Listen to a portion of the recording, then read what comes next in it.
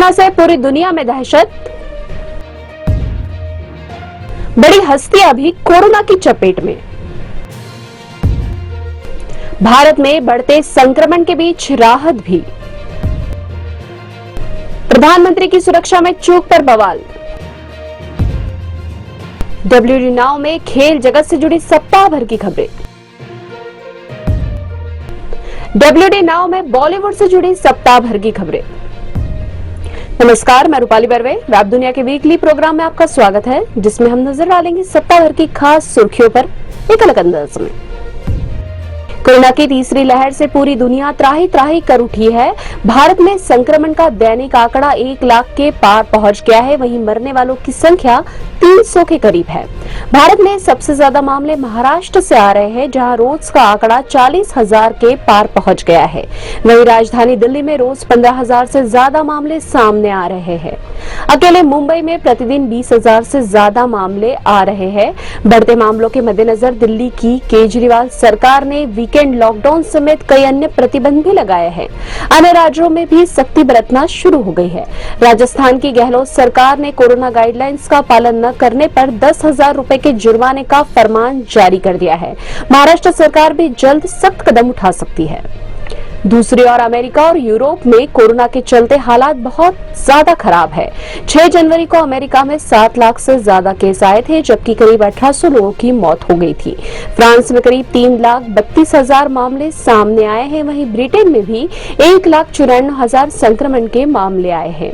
दुनिया में लगातार बढ़ते मामलों के बीच WHO ने भी चेतावनी जारी कर दी है कि ओमिक्रॉन दुनिया भर में लोगों की जान ले रहा है और इसे हल्का समझकर नजरअंदाज नहीं किया जाना चाहिए। पिछले वेरिएंट की तरह ही ओमिक्रॉन लोगों को अस्पताल में पहुंचा रहा है और मार रहा है।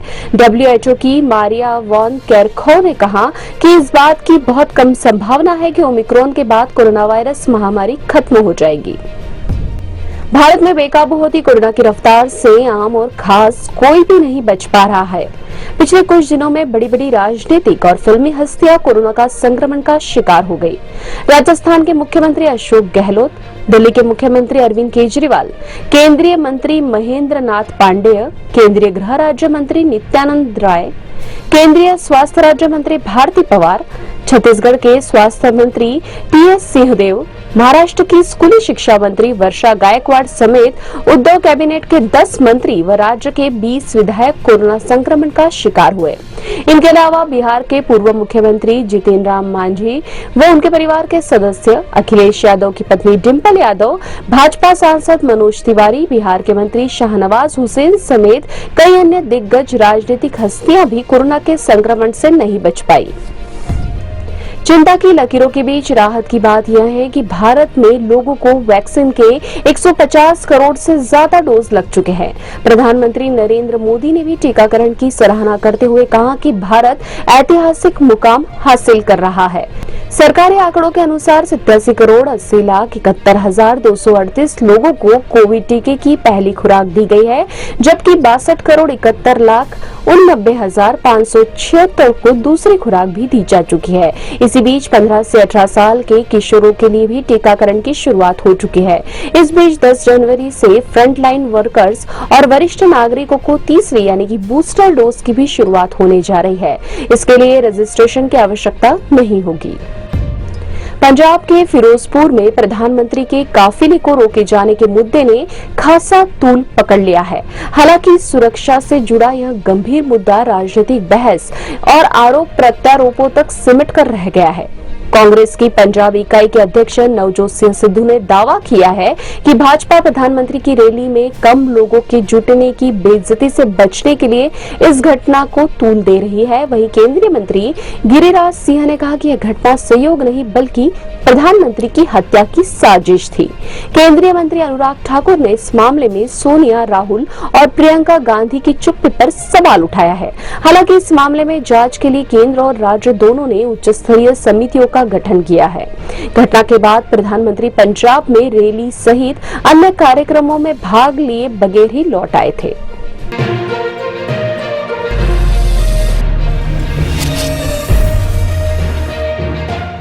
कोरोना ने बॉलीवुड में भी अपना असर दिखाना शुरू कर दिया है। मृणाल ठाकुर, राहुल रवेल, जॉन अब्राहम, प्रेम चोपड़ा, एकता कपूर, नकुल मेहता, सुमोना चक्रवर्ती, शरद मल्होत्रा, सोनू निगम, स्वरा भास्कर, एलिस कौशिक, अक्षय खरोदिया, सिमरन बुधरूप और मोहित परमार कोरोना पॉजिटिव पाए गए। कोरोना के कारण RRR, राधेश्याम और पृथ्वीराज जैसी बड़ी फिल्मों की रिलीज टल गई। कोरोना का असर फिल्म के बिजनेस पर भी पड़ा है और फिल्मों की शूटिंग भी पोस्टपोन हो रही है। अनुष्का शर्मा करेगी झूलन गोस्वामी की बायोपिक। 2 नई बड़ी फिल्म अनाउंस हुई है। क्रिकेटर झूलन गोस्वामी पर आधारित चकदा एक्सप्रेस फिल्म में झूलन का रोल अनुष्का शर्मा अदा करेंगी। दूसरी ओर राजकुमार राव उद्योगपति श्रीकांत बोला की बायोपिक में नजर आएंगे।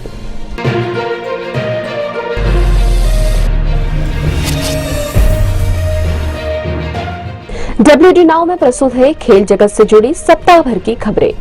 बांग्लादेश ने साल 2022 के पहले ही टेस्ट में उलटफेर करके विश्व टेस्ट चैंपियन न्यूजीलैंड को उसके ही घर में 8 विकेट से मात देकर सीरीज में 1-0 की बढ़त ले ली। मैच में 7 विकेट लेने वाले इबादत हुसैन को मैन ऑफ द मैच का पुरस्कार मिला। यह न्यूजीलैंड में बांग्लादेश की मेजबान के खिलाफ किसी भी फॉर्मेट में पहली जीत थी।